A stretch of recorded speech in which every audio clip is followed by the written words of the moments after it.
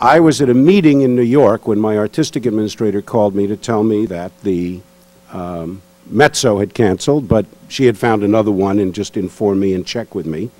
And she said, by the way, Eric's special program note arrived, and it's perfectly clear that he does not really want us to print these.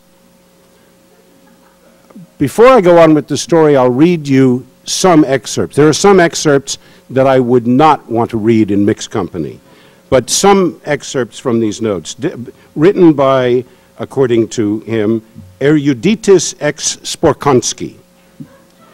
Debussy's five-act long opera Pelléas A meaning in French, and Mélisande, was composed to a text from the play of the same title by Maeterlinck, who was also famous for his La Vie des Abeilles, meaning in French, the life of the bees. Maeterlinck hated the opera when he heard it. So did subscribers to the concerts at the Academy of Music in Philadelphia when they heard a concert performance of the work. According to a review in the New York Times, so many people left from the second act on that by the end of the opera there were hardly sufficient human bodies to regale the performance with well-deserved applause. Considering these implications, the Chicago Symphony Orchestra commissioned E.L., parentheses, initials of a well-known musical screwball, to give us the essence, the gist, the musical maple syrup of this score. E.L.'s interludes are what the French call un ragout. The Hungarians call it goulash, the Irish call it a stew, and the Jews call it a chazarai. Done with inimitable taste and virtuosity, regaling those who cannot sit for 5 acts without preparation H, with a 26-minute delight.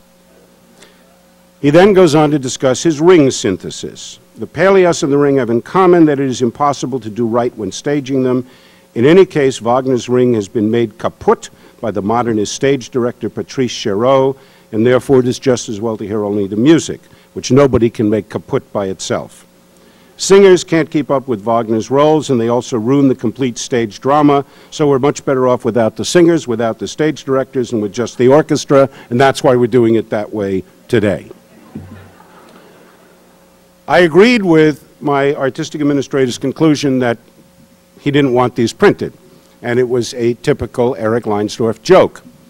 So I asked her where he was at this point in time, and she said, well, he's conducting the San Francisco Symphony.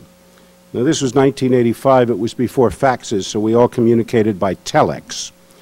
I said, send a telex to him, care of the San Francisco Symphony. Dear Eric, singers in Verdi Requiem are canceling left and right, and I am swamped filling the vacancies. No time to read your notes. Have sent them on to printer. Look forward to reading them in the program. I told my artistic administrator, whose name was Martha Gilmer, I said, Martha, sign your name. If you don't have the courage to, sign my name. Well, she signed hers. Now, when you run an orchestra and you get a message for a conductor, if it's really bad news, your brother is in an automobile accident or something like that, you'll probably wait till after the concert to give it to him. This, however, looked to the San Francisco like a perfectly harmless telex.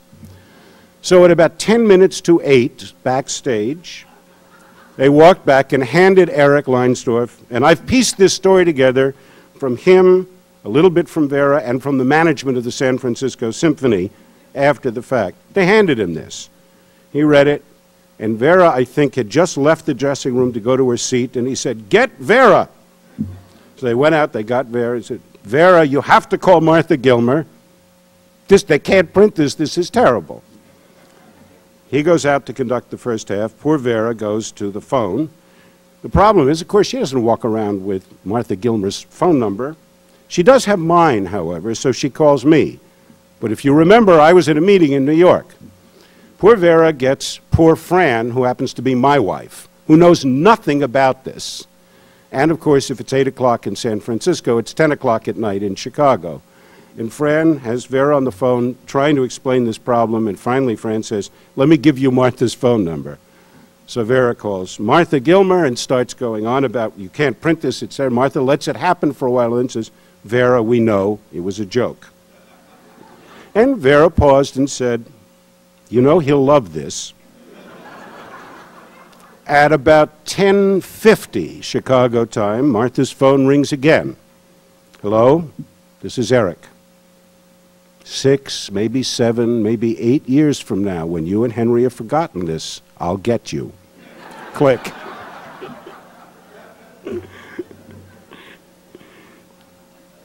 He did love it.